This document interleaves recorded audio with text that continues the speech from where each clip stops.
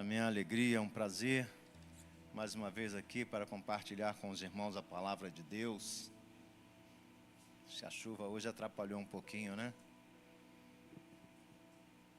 A chuva sempre atrapalha. Qualquer cidade, né? Qualquer cidade mais povoada um pouquinho, chuva sempre atrapalha, não tem jeito. É em Recife, é no Rio, é Rio Grande do Sul, é Minas. Todo lugar que chove, a gente não está preparado para isso. Então é um problema sério. Aqui também tem umas ruas que alaga. Então é um problema. Queridos, hoje é Santa Ceia e eu quero trazer uma palavra de despertamento.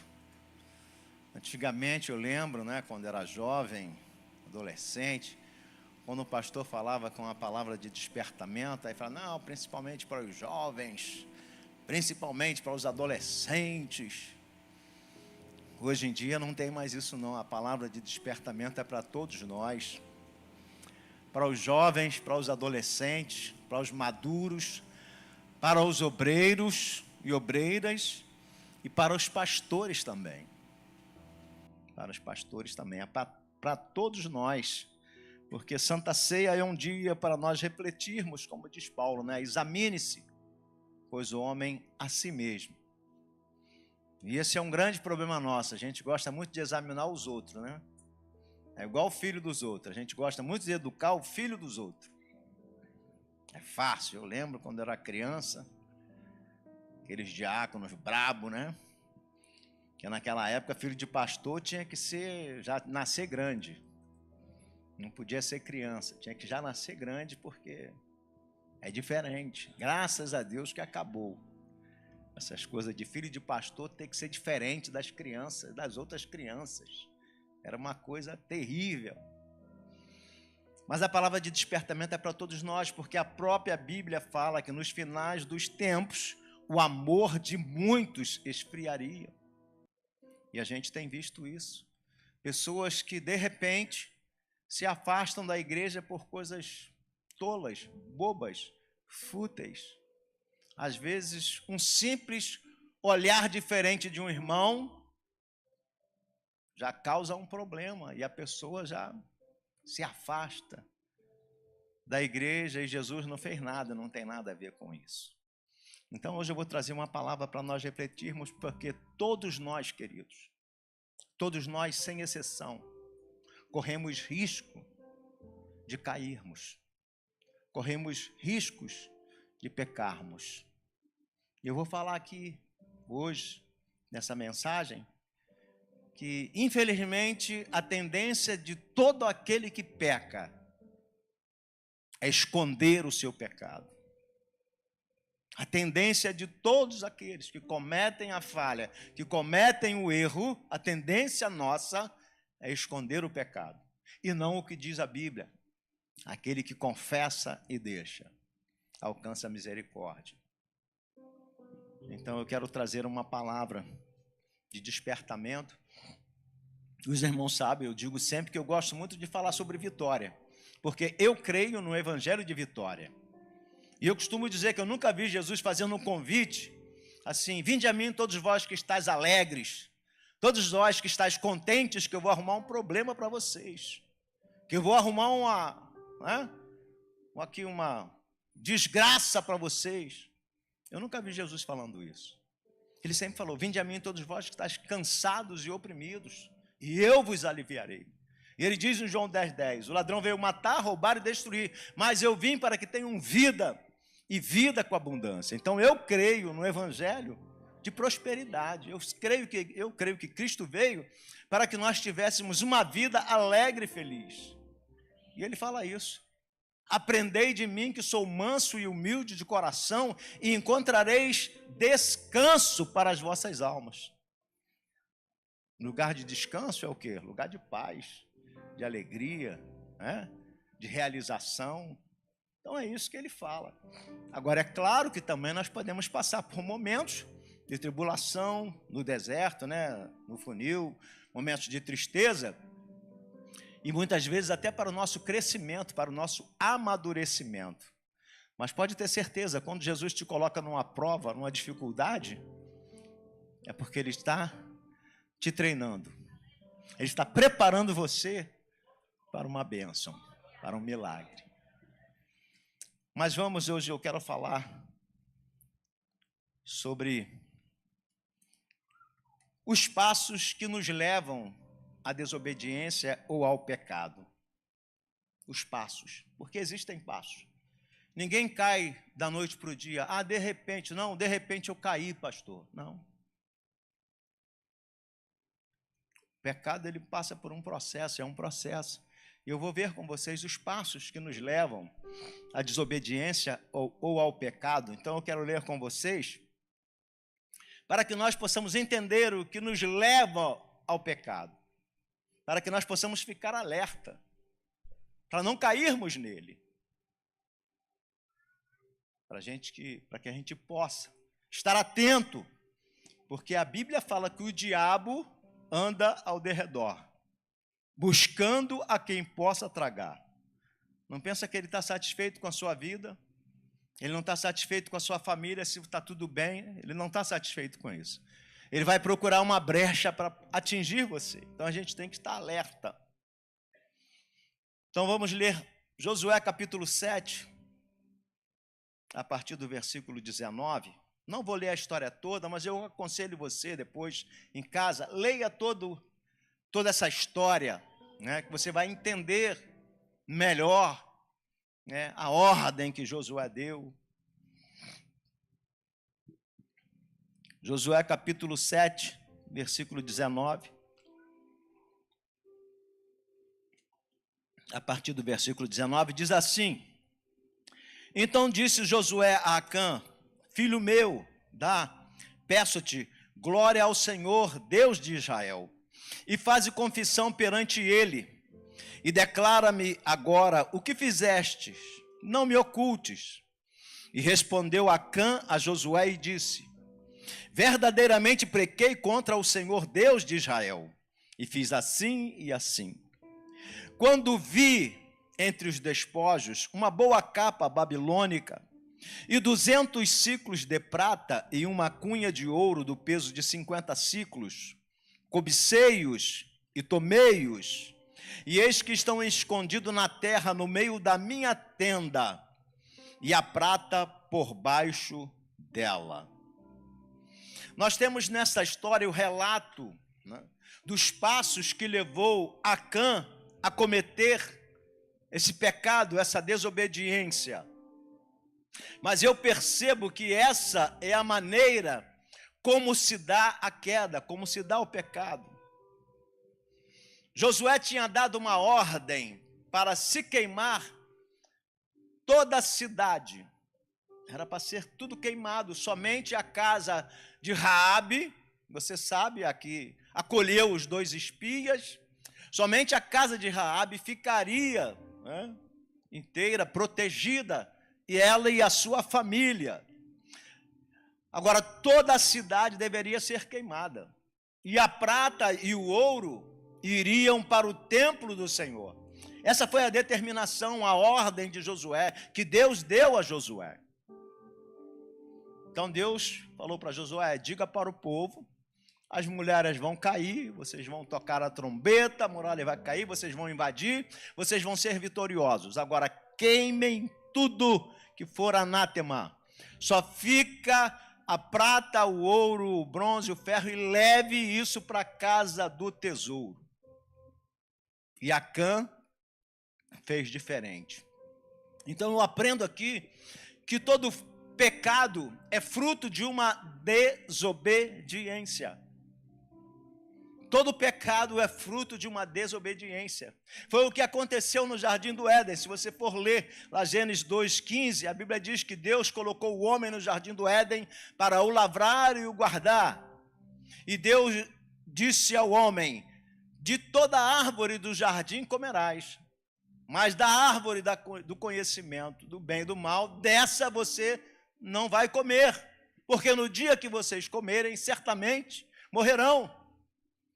E o pecado entrou no mundo através da desobediência de Adão e Eva. Então todo pecado é fruto de uma desobediência. E o pecado entrou no mundo através da desobediência. E o pecado começa através de uma tentação.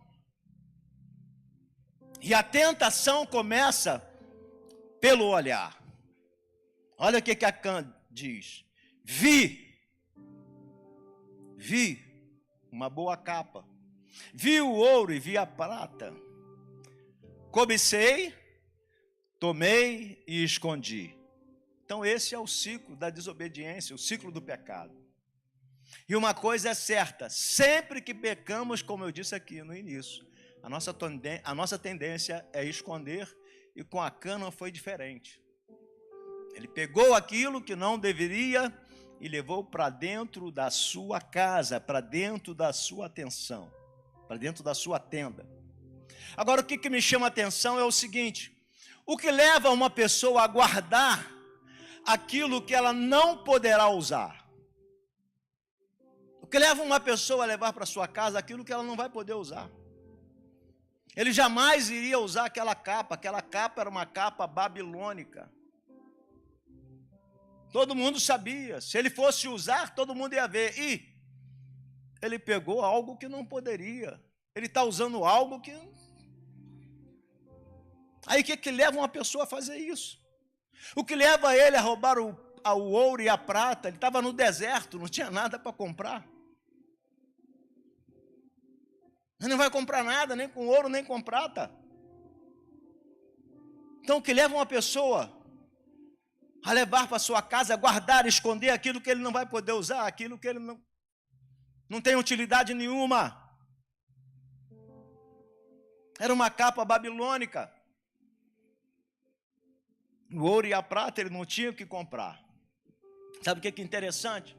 Na maioria das vezes o pecado é assim, ele não tem explicação. Muita gente, depois que peca, ele para, meu Deus, como eu fiz isso? Como eu caí nisso? Por que eu fiz isso? E muitas vezes não tem explicação. Então nós vamos analisar e tentar entender os passos que nos levam ao pecado. Primeiro passo é: quando vi entre os despojos. Então o olhar é uma observação de alguma coisa. O olhar é a janela da nossa alma que nos permite ver o que devemos e muitas vezes o que não devemos ver. Os nossos olhos muitas vezes veem o que não deveriam ver. E às vezes até sem querer. Olha o que Jesus fala sobre os olhos. Ele diz em Mateus 6:22. A candeia do corpo são os olhos, de sorte que se os teus olhos forem bons, todo o teu corpo terá luz. Observe, candeia é o que ilumina para nós podermos identificar o que nós estamos vendo. A candeia é essa luz que ilumina o ambiente para me poder ver o que eu estou vendo, identificar aquilo que eu estou vendo. Porque nós tomamos atitudes de acordo com o que nós identificamos. Então aqui está claro, eu posso ver claramente, identificar se isso que eu estou vendo é prejudicial à minha vida ou não. Então a candeia ilumina para que nós podemos identificar aquilo que a gente está vendo. Por isso que Jesus diz, se os teus olhos forem bons, né, todo o teu corpo terá luz. O que é um olhar bom ou olhos bons? Jesus não está dizendo, se os teus olhos forem bons, você só vai ver coisa boa. Não, não é isso que ele falou. Se os teus olhos forem bons, você só vai ver coisa boa. Não, não é isso. Olhos bons não é isso. Ele disse, se os teus olhos forem bons, todo o teu corpo terá luz. Quando paramos para analisar, podemos perceber. Olhos bons não está naquilo que eu vejo, mas como eu reajo àquilo que eu vejo. Olhos bons é isso. Como eu reajo àquilo que eu vejo. Opa, isso aqui não é para mim. Está claro, eu estou na luz, eu ando na luz, eu já percebi. Isso aqui não é para mim, isso aqui não é para os meus olhos. Então a luz é importante para isso, para você identificar o que você está vendo. Então quando você está na luz, você percebe exatamente aquilo que você deve fixar o seu olhar e aquilo que você não deve fixar o seu olhar. Então olhos bons é isso, é como eu reajo àquilo que eu vejo. E aí ele diz, se os teus olhos forem bons, todo o teu corpo terá luz. Se você agir corretamente, tirando os seus olhos daquilo que não deve, colocando naquilo que deve, todo o teu corpo terá luz, todo o teu corpo será iluminado. Você vai reagir corretamente, né? Por isso que 1 João 7 diz, se andarmos na luz como ele na luz está, temos comunhão uns com os outros, e o sangue do Senhor Jesus Cristo nos purifica de todo o pecado. Se andarmos na luz, nós podemos identificar aquilo que a gente deve fixar o olhar e aquilo que a gente não deve fixar o olhar. Então todo o nosso corpo tem luz e nós temos comunhão uns com os outros, e o sangue de Jesus nos purifica de todo o pecado, porque eu sei reagir àquilo que eu vejo. É isso que Jesus está dizendo. Então eu preciso andar na luz para que eu possa identificar e reagir corretamente àquilo que os meus olhos estão vendo. Andar na luz me faz ver claramente o caminho certo e ter certeza de como eu devo agir. A luz mostra os erros, a luz mostra o pecado e me mostra também o caminho certo a seguir. Por isso a importância da gente andar na luz. Por isso que o Salmo 119, versículo 105 diz assim, ó, lâmpada para os meus pés e a tua palavra e luz para os meus caminhos, para que eu possa ver realmente e saber como reagir. É importante andar na luz, andar na palavra. Se você agir segundo a palavra, se você andar na luz, você vai saber reagir corretamente, independente daquilo que você vê. Ou vocês acham que outros não viram? Que foi somente Acã que viu o ouro, a prata e aquela capa? Será que foi só Acã que viu? Claro que não. Outros viram, tanto que levaram bastante ouro e prata para o templo. Outros viram e souberam como reagir. Reagiram obedecendo a palavra, né? Queimaram o que tinha que queimar e levaram o ouro e a prata para o tesouro do Senhor. Então você precisa entender que você não pode se deixar levar pelo que você vê. E se você estiver na luz, você vai reagir com olhos bons. Por isso que o salmista diz no Salmo 101, versículo 3, eu não porei coisa má diante dos meus olhos. Eu não porei. E aí eu acrescento, e se por algum acaso alguma coisa aparecer de repente, eu me desvio do meu olhar. Eu me desvio. Eu desvio o meu olhar. Segundo passo para o pecado. Ele diz, quando vi entre os despojos, eu os cobicei. Segundo passo é a cobiça. Tiago diz, em Tiago 1,14, ele diz assim, olha, cada um é tentado quando atraído, engodado pela sua própria concupiscência. Depois, havendo a concupiscência concebido, dá à luz o pecado. E o pecado, sendo consumado, gera a morte. Engodado pela sua própria concupiscência. O que é engodo? Engodo significa alimento usado para atrair animais, ou para caça ou para pesca. Isso é engodo. Coisa com que se atrai alguém. Isso é engodo. E é engraçado que existe, né? Quem é pescador que sabe. Tipo de isca para cada peixe. Para cada peixe existe um tipo de isca. Sabia disso? Lá em Paraty, meu sogro, na época de novo, ele tinha um sítio lá em Mamaguá e existia lá um irmão, já numa certa idade avançada, ele só pescava um peixe muito nobre lá no Rio de Janeiro, que era o tal do robalo, que é aquele peixe que tem uma linha preta assim, no meio. Aqui é outro nome, mas lá no Rio era robalo. E esse peixe só é pescado com camarão vivo. E esse senhor, ele era especialista em pegar robalo, porque ele só usava lá sua isca, camarão vivo, e ele trazia o robalo lá. E só ele ele era um dos caras que poucos pescavam robalo. E a gente aprendeu lá que para cada peixe existe uma ilha. Tem peixe, uma isca, tem peixe que pega com a baratinha, aquela baratinha do mar, bota lá e agora tem outros peixes que não. E o diabo sabe qual é a isca que a gente gosta. Porque é o que diz Tiago, né? Cada um é atraído, né, pela sua própria concupiscência. Cada um é atraído por aquilo que gosta. O diabo não vai botar uma mulher feia no seu caminho, fique tranquilo. Nem um homem feio no seu caminho. Ele vai botar uma coisa que te atrai. Irmãos. O problema é esse. E a gente pensa que não, eu sou imune, eu não corro esse risco. É claro que eu corro menos risco que vocês, que eu vou fazer 70 anos, né?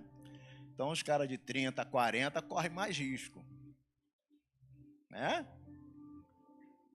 Mas todos nós corremos risco, porque não é só na área sexual, não. Pecado tem em outras áreas, é desobedecer a palavra, isso é pecado. Não é só o sexo que é pecado, não é só o roubo que é pecado, não. Tudo que vai de encontro à palavra, fofoca é pecado, mentira é pecado. A Bíblia diz, os mentirosos ficarão de fora. Aí não tem idade. E tem uns velhos também que gostam de mentir. Então, o engodo aqui é aquilo que te atrai, não é aquilo que você... Não, isso aqui não. Isso aqui eu vejo, nem... Então, o diabo vai usar aquilo que te atrai, aquilo que chama a tua atenção, que te desperta. E ele sabe, ele é especialista nisso. Né? Então, o engodo é isso, a cobiça é isso, é aquela coisa que te atrai. Por isso que a gente tem que estar alerta, atento. Porque ele vai usar uma coisa que nos atrai. Ele não vai tentar você com uma coisa que você não diz nada. Isso aqui não diz nada para mim. Não. Ele vai buscar alguma coisa que te desperta. Alguma coisa que chama a tua atenção. Alguma coisa que te atrai. Né? Então, a tentação é uma isca que o diabo usa para nos atrair. Acã viu e foi atraído e começou a pensar. E começou a pensar em fazer errado e deu vazão à carne. Aí eu vi que toda tentação começa com um olhar. A nossa tentação normalmente começa com um olhar. Ou algumas palavras também no seu ouvido. É? E todo pecado começa com um pensamento. Antes de você pecar, você vai pensar. Por isso que Jesus fala em Mateus 5,28, eu, porém, vos digo que qualquer que atentar numa mulher para a cobiçar, já em seu coração cometeu pecado com ela. Porque quando você concebe já o pecado na sua mente, você executou o pecado na sua mente, você pode não concretizar por falta de oportunidade. Porque se tiver a oportunidade, depois que você maquinou na sua mente e cometeu na sua mente o ato, você só não vai praticar se não tiver oportunidade. Por isso Jesus fala, quando você já no seu pensamento concebeu tudo aquilo, pensou, já foi consumado. É claro que não tem as mesmas consequências, tá? Mas você tem que pedir perdão. E é claro que não é a mesma consequência de você consumar o ato. Aí é diferente. Aí vai ter as consequências, né, do ato físico. Mas até do pensamento você tem que pedir perdão. Né? Então, todo pecado, querido, começa no pensamento. Nós pensamos antes de agir. Nós fazemos, praticamos antes de agir. Por isso que é importante nós bloquearmos todo pensamento que não procede de Deus. Nossa mente precisa ser dominada pelo Espírito Santo. Por isso que Paulo escreve aos Colossenses, no capítulo 3, versículo 1, e diz assim, portanto, se já ressuscitaste com Cristo, buscai as coisas que são de cima, onde Cristo está assentado à destra de Deus. Pensai nas coisas que são de cima e não nas que são da terra. Por isso que a Bíblia nos aconselha a nós pensarmos nas coisas que são de cima. Você precisa encher o seu pensamento com a palavra de Deus, para que você consiga bloquear esse pensamento mal que está tentando entrar na sua mente. E você só consegue bloquear um pensamento colocando outro. Não adianta você fazer aquilo, não estou pensando em nada, não vai conseguir bloquear. Você precisa botar a palavra lá no seu pensamento, você precisa ler a palavra, você precisa orar, pedir a Deus, Espírito Santo, enche a minha vida, me dá poder, Senhor, me ajuda a reagir, me ajuda, Senhor, a vencer essa tentação. Você precisa da palavra para poder bloquear o pensamento do pecado. Não é ficar zen, não, não passa, não consegue. Tem que bloquear com a palavra, orar a palavra, ler a palavra. Por isso que é importante você declarar esse versículo. O fogo arderá continuamente no altar. Senhor, aquece o meu coração. Senhor, me ajuda a ser cheio do teu Espírito Santo. Então encha o seu pensamento das coisas de Deus. Preencha o seu tempo com a oração e leitura da palavra. Enquanto você ficar pensando no pecado, meu irmão, você corre risco.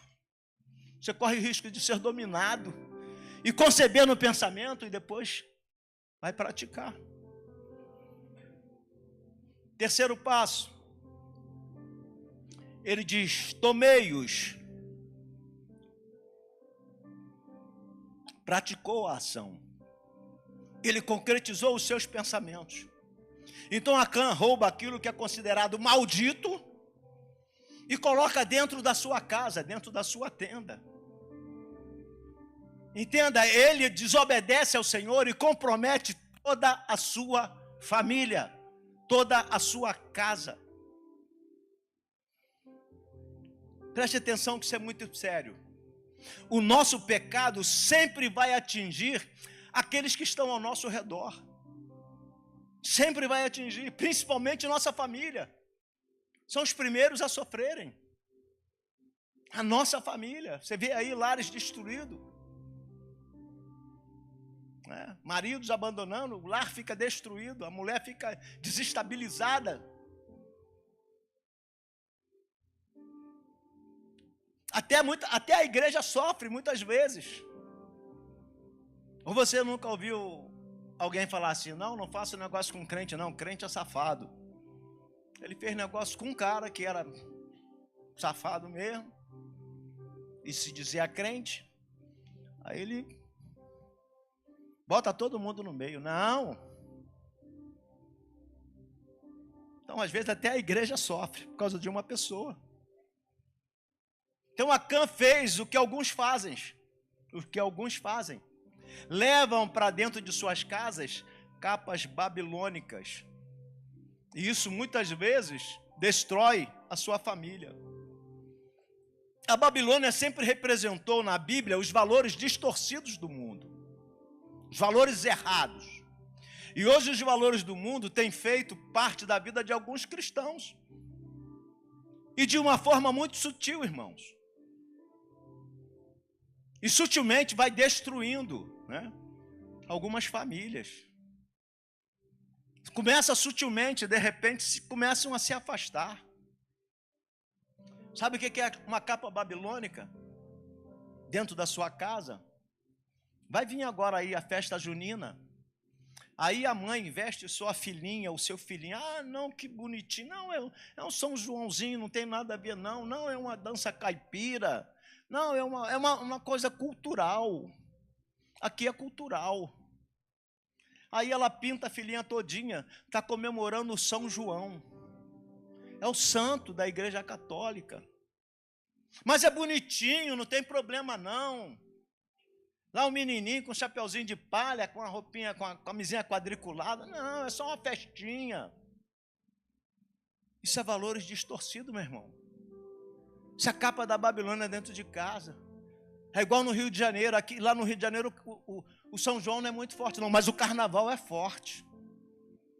Aí alguns falam, não, nós vamos só para um... Não, eu num clube vai ter um festival musical, ou um negócio, um concurso de fantasia, eu só vou lá ver o concurso de fantasia. É a Babilônia entrando dentro da sua casa, sutilmente. Não tem problema não. Tem problema sim, em nome de Jesus. Se separe disso, você é separado, você foi comprado com o sangue de Jesus Cristo, você foi lavado, remido pelo sangue de Jesus, para se livrar das capas babilônicas, para sair do meio deles. Tem problema sim, meu irmão, tem problema sim. A nossa igreja, não é uma igreja de costume não, vocês sabem disso, vocês sabem disso. Essa igreja tem problema com pintar unha, pintar cabelo, usar calça comprida. Não, desde que seja decente, não tem problema com isso não. Nós somos liberais. Mas pecado é pecado, irmão. O que é da Babilônia, é pecado. Nós somos livres, somos liberais.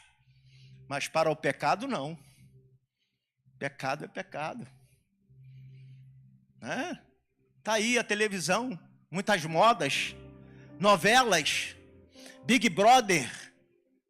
Como é que um crente vai assistir Big Brother, meu irmão? Me explica, como é que pode isso? Perdendo seu tempo vendo lixo, deixando a Babilônia entrar dentro da sua casa. Aquilo é só imundícia, irmãos. O que entra dentro da tua casa contamina seus filhos. Vendo aquilo, suas filhas.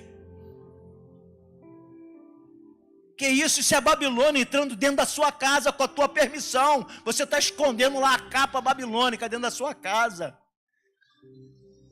A gente na televisão não é pecado não. Agora você tem que saber o que você vê. Não é qualquer coisa. É a maldição entrando dentro da sua casa, com a sua permissão, você levando. Igual a Acã levou lá para dentro de casa. Tudo isso forma comportamento nos seus filhos, princípios, valores. E muitos estão destruindo a sua família, né? É por isso que Paulo fala em Romanos 12:2, você conhece. E não sede conformados com esse mundo, mas sedes transformados pela renovação do vosso entendimento. Para quê? Para que você experimente qual seja a boa, agradável e perfeita vontade de Deus. Não tem gente que não está vivendo a boa, agradável e perfeita vontade de Deus, porque está se conformando com esse mundo.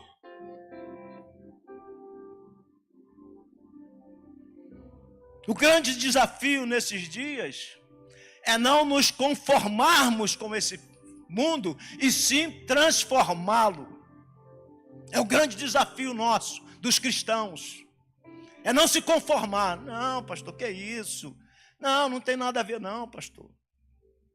Em nome de Jesus, irmão, vamos nos despertar. Não é só vocês não, eu também, essa palavra é para mim também. Vamos nos despertar para que nós possamos fazer a diferença, para que o mundo possa ver. Não, peraí, eles são diferentes. Eles são diferentes. Eles são diferentes. Nós não podemos nos igualar a eles. Não, eles são diferentes. Mas não é diferente na roupa, não é diferente na vestimenta. Não. É diferente no caráter, na atitude, na postura.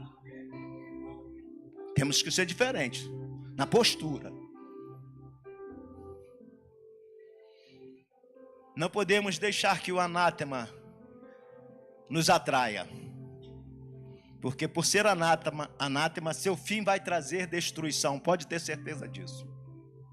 E quando nós permitimos entrar dentro de nossos lares, nós estamos atraindo, irmãos, desgraça e destruição. Agora Acã pega também o ouro e a prata, que deveriam ser levados para a casa do Senhor, e esconde dentro da sua casa. Como você já deve ter percebido, dessa vez Acã roubou aquilo que era do Senhor, já que todo o ouro e toda a prata deveriam ser consagrados ao Senhor, deveriam ser levados para o templo. Agora Acã pega o que deve ser entregue na casa do Senhor e leva para a sua casa. E quando nós pegamos o que é do Senhor, pode ter certeza, vai ter consequências para a nossa vida. Acã tomou para si o que deveria ser consagrado ao Senhor. E nós fazemos isto quando retemos aquilo que deveria ser entregue na casa do Senhor. Isso é muito sério. Eu falo isso sem, como eu vou dizer, não é sem medo de ser feliz, mas com certeza isso acontece. Muita gente deixa de ser abençoado porque não entrega ao Senhor aquilo que tem que ser entregue. Igual Acã, não levou para o templo aquilo que tinha que ser entregue no templo.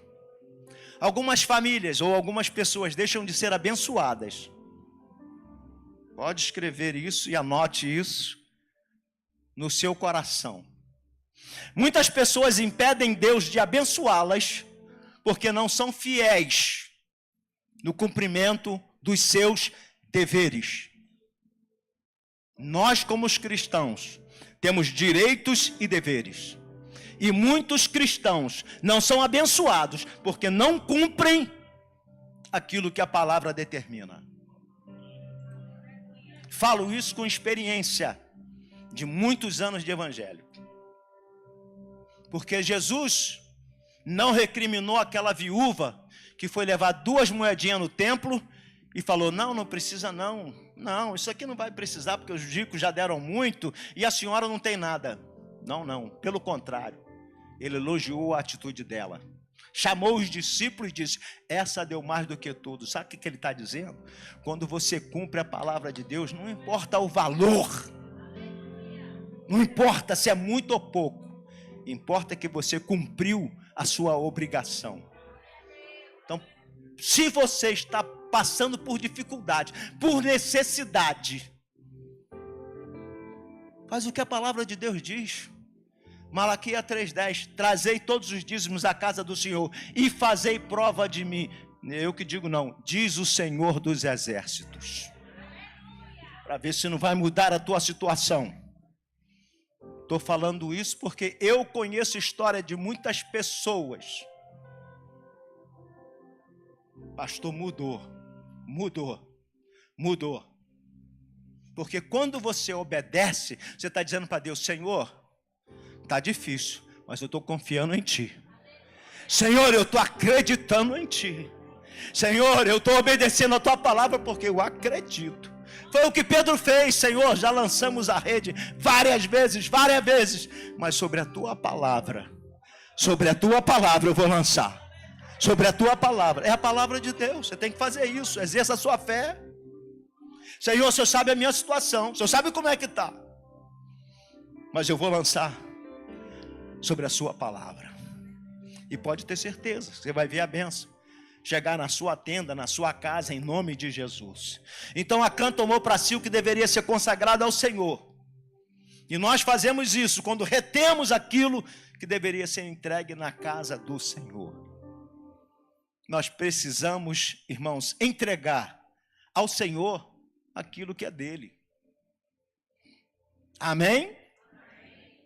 Quarto passo, ele diz, eu escondi. Esta é a atitude que normalmente nós tomamos quando pecamos, foi o que eu falei aqui no início. É normal, irmãos. É a atitude normal daquele que peca. Ele não quer ser exposto. Ele não quer passar vergonha. Ele acha que é passar vergonha. Ele acha que é ser exposto. Porque só se esconde aquilo que não é permitido. O que foi adquirido de maneira desonesta, errada, como foi a dele. A ordem era: toca fogo em tudo que é anátema e a prata e o ouro leva para o templo. Ele errou. Acã viu que havia errado e escondeu, pensando que estariam ocultas aos olhos de Deus. E a maior ignorância nossa é acharmos que podemos esconder nossos erros, nossos pecados.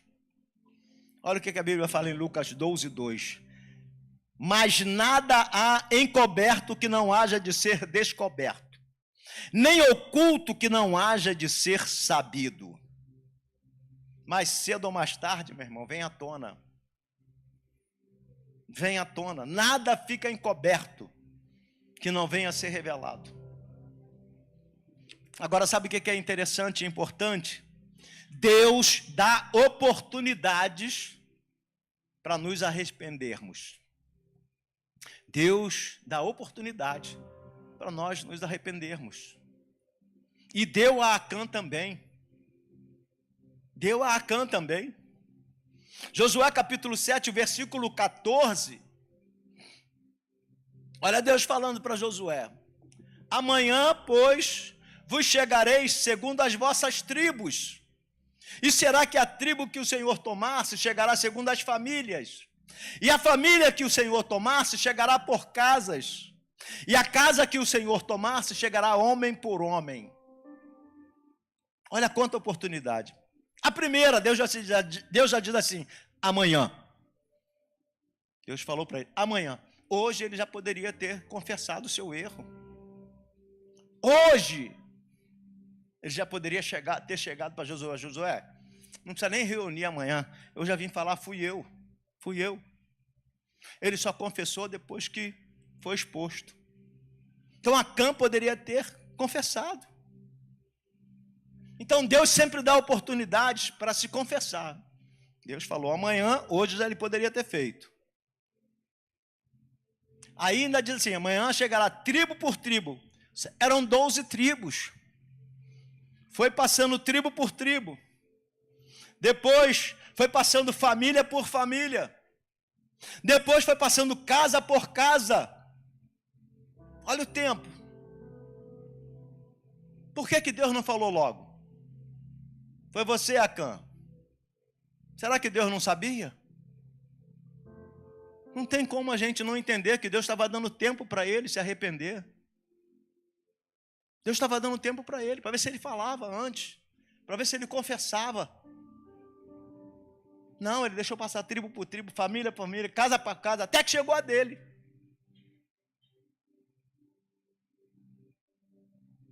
Deus deu a oportunidade para ele.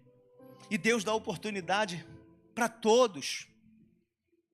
Se você ver aquela passagem de Daniel, capítulo 4, quando o rei Nabucodonosor tem um sonho, né, sonha com uma árvore grande, né, que cobria o mundo todo e alimentava o mundo todo, e ele fica perturbado, depois vem um machado e corta aquela árvore, e fica a raiz, e ele fica perturbado com aquele sonho, ele chama os magos, chama Daniel. Quando ele conta o sonho para Daniel, Daniel fica uma hora em silêncio. Daniel ficou tão estarrecido com o sonho que ficou uma hora em silêncio. E o rei fala: pode falar, Daniel, não importa o que seja, pode falar. E Daniel fala para ele, né, que aqui no versículo 27, Deus fala para ele, Daniel fala para o rei assim: portanto, ó rei, aceita o meu conselho e põe fim aos teus pecados, praticando a justiça e as tuas iniquidades, usando de misericórdia com os pobres, pois talvez se prolongue a tua tranquilidade. Quando o rei fala para ele, Daniel fala para ele: rei, eu não desejo isso ao pior inimigo. O meu desejo é que isso não aconteça. Porque Daniel diz para ele que aquela árvore cortada seria ele que seria cortado, ia viver 7 anos como animal, e depois seria retomado ao trono. Mas Daniel fala para ele: aceita o meu conselho, põe fim aos teus pecados, praticando a justiça e as tuas iniquidades, usando de misericórdia com os pobres, pois talvez se prolongue a tua tranquilidade. Aí diz lá, todas estas coisas vieram sobre o rei Nabucodonosor. Mas olha o versículo 29. Ao fim de 12 meses, quando passeava no palácio real da Babilônia, foi quando aconteceu, dele ser lançado como animal no campo. Passados-se 12 meses, Deus deu 1 ano de oportunidade para ele se consertar, para ele fazer aquilo que Daniel falou para ele. Deixa de praticar injustiça, trata os pobres com decência, faça assim, assim, assim. Não mudou. Não mudou. Deus deu 12 meses para ele. Então tem gente que porque pensa que está prosperando, que está tudo bem, porque o reinado dele continuou, tudo bem, tudo bem. Tanto que depois de 12 meses ele chega na sacada e diz, essa é a grande Babilônia que eu construí. Estava tudo bem com ele. Aí tem gente que pensa porque está tudo bem, não tem problema não. Eu estou errado, mas está tudo bem, Deus está me abençoando. As portas estão se abrindo. De repente, então Deus dá oportunidade.